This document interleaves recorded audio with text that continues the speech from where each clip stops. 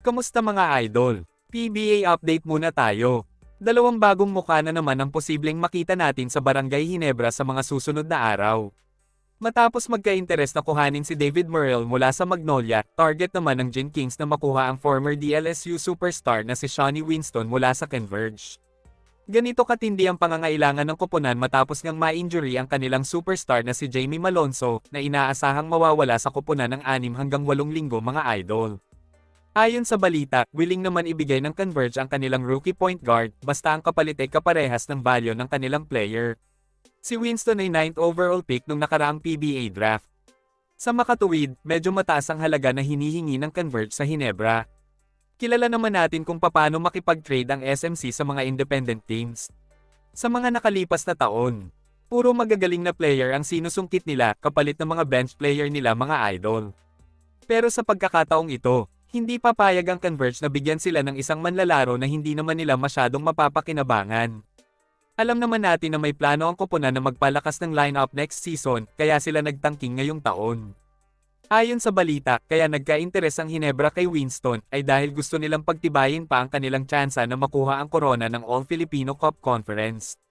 Maliban pa dito, pinaghahandaan na din nilang palitan ng dalawang veteranong point guard nila. Si L.A. Tenorio na 39 years old na ngayon ay hindi na gaanong pinaglalaro ni Coach Tim Cone para mapangalagaan ang kanyang kalusugan. Papunta na din kasi si L.A. sa pangalawang yugto ng kanyang basketball career. At yun nga ay ang pagiging assistant coach sa Barangay Ginebra. Samantala, si Stanley Pringle naman ay 37 years old na. Pero malaki pa din naman ang nagiging kontribusyon niya sa Ginebra, lalong-lalo na kapag kailangan siya ni Coach Tim Cone sa mga crucial games nila. Maganda naman ang intensyon at plano ng Ginebra kaya gusto nilang makuha si Murrell at Winston. Ang problema, madaming PBA fans ang hindi na naman nagustuhan ng aksyon ng SMC teams. Ayon sa ibang mga netizens, hindi na daw nakontento ang Ginebra dahil puro pagpapalakas na lang daw ng lineup ang nasa isip ng koponan.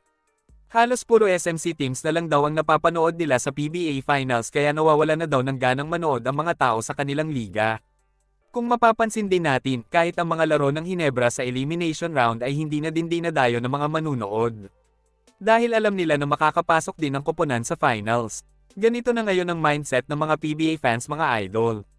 Kaya naman kahit nagpaliit pa sila ng venue kagaya ng Ninoy Aquino Stadium, hindi pa din dinadagsa ng madaming tao ang mga laro sa PBA. Ayon pa nga sa ibang mga netizens na nagko-komento, posibleng mapuno pa ng PBA ang kanilang venue kapag sa mga barangay covered court sila naglaro. Malaking insulto ito para sa PBA diba?